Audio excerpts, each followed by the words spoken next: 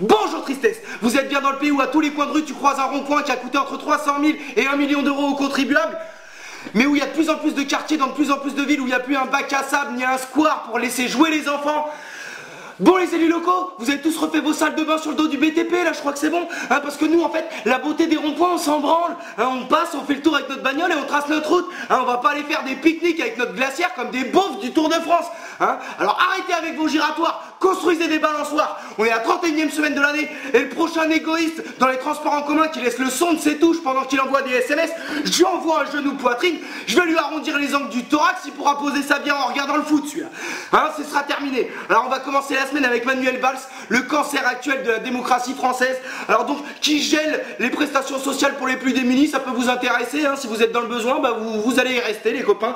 Et surtout, qui continue à avoir un avis aussi absurde et clivant dans le conflit israélo-palestinien, c'est-à-dire que bah, vous avez vu, il y a une manifestation, il y a des extrémistes qui viennent commettre des agressions dans cette manifestation, il interdit pas les extrémistes, il interdit la manif, après du coup les manifs elles sont illégales et du coup elles se passent mal, après il décide d'en réautoriser une et elle se passe bien, mais il décide de réinterdire celle d'après, et là il en réautorise une. Oh putain, mais fais une pause, putain, mais t'es persévérant dans la connerie et l'incohérence, toi mon pauvre vieux, mais t'es motivé comme un nain qui décide de se mettre à l'escalade, t'es là devant le mur de la connerie, tu dis bon, je suis petit mais je peux le faire.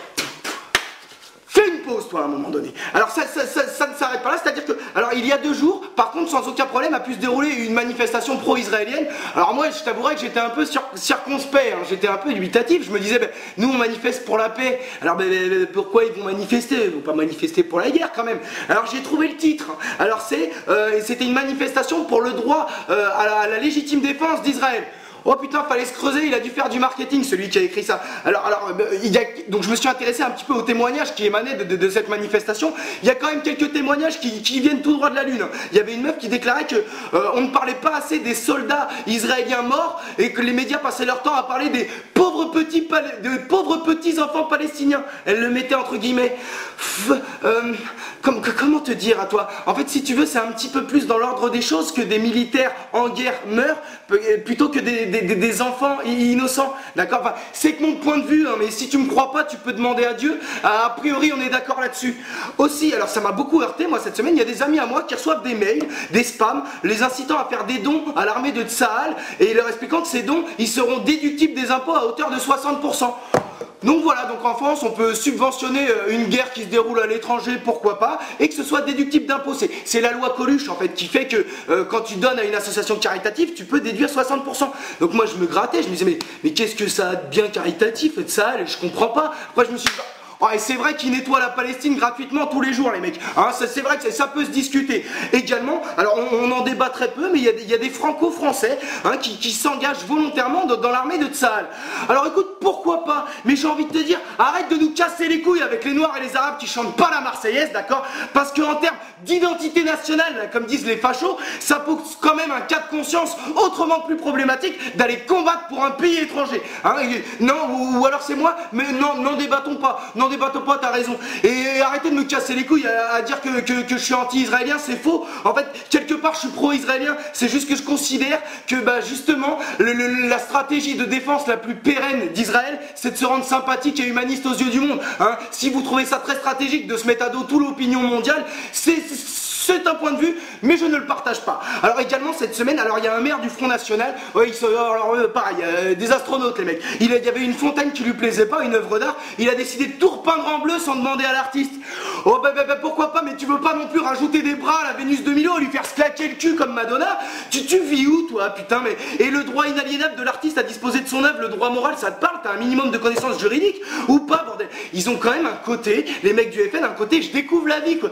Ah bon, il faut mettre un pied devant l'autre pour marcher? Ben les pauvres cons est pas toujours le même, sinon tu bois, putain, mais vous êtes né à 40 ans ou le syndicat de ton cerveau il appelle à débrayer tous les matins, toi, putain, mais fais autre chose de ta vie, mon pauvre vieux.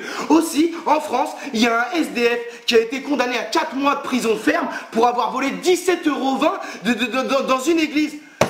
Eh bah bravo, bah bordel, bah putain ça vaut le coup d'être le pays qui a écrit Les Misérables, hein. Putain je sais pas qui l'a poucave, mais c'est certainement pas l'évêque Mirieux, hein, je te le dis. Putain mais c'est plus la France, c'est plus Jean Valjean là, c'est où va le monde, bordel de merde. Qu'est-ce que ça veut dire? Les juges qui appliquaient ce genre de jugement à quelqu'un qui vole pour se nourrir, vous 4 mois ferme, vous êtes quoi? Vous êtes des intérimaires, c'est votre job étudiant, vous êtes devenu fou parce que vous avez reçu un pot de fleurs, n'hésitez pas à nous dire, on va vous jeter le deuxième si ça vous permet de vous rééquilibrer.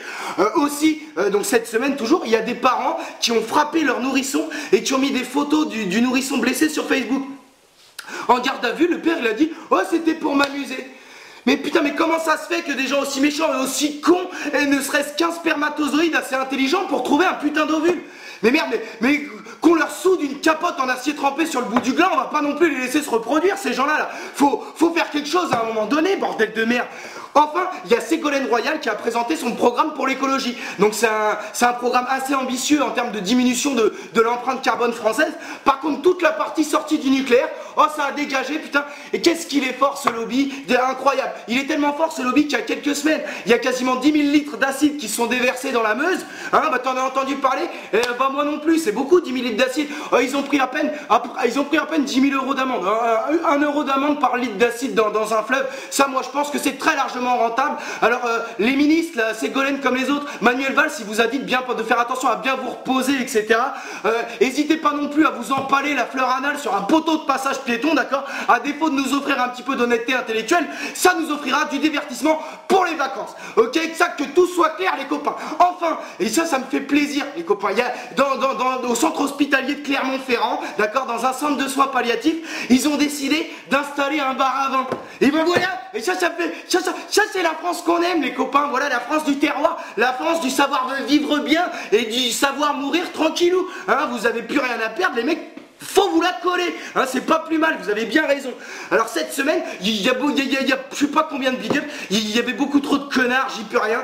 Alors, premier big up à deux détenus australiens qui se sont évadés de prison le temps de prendre un bon apéro et qui sont retournés après. Ouais, ils vont prendre cher, c'est bien, mais l'apéro c'est sacré, et ça faut se le garder là, c'est tout ce qui compte, l'apéro c'est sacré. Aussi, il y a une meuf qui s'est rendu compte qu'elle avait un sextoy coincé dans le vagin depuis 10 ans. Elle s'en était pas rendu compte, mais bah bon, écoute, a priori t'es clitoridienne, hein. Voilà, je pense que tu es clitoridienne, tu peux arrêter avec tes conneries dans le vagin.